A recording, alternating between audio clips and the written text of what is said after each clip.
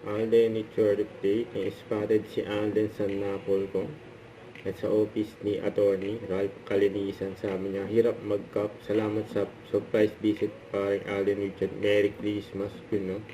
Ang gwapo ni Alden. Saka ito, may maswerte din nakapagpa-picture kay Alden just sa Napolcom.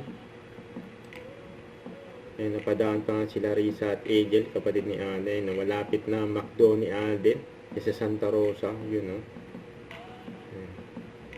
Ayun pa nga, ang Team Alden, saka kasama ang family ni Alden, family Porterson, just sa Christmas party ng Myriad, yun, no?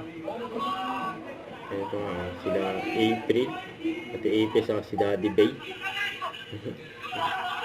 Third horse sa bigay sa ito pa, si Mama Ten, napasayaw, tak-tak mo. Sabi sa Christmas party, George pa nga.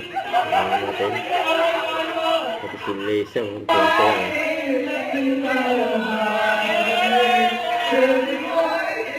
Ayan, sumayaw pa nga.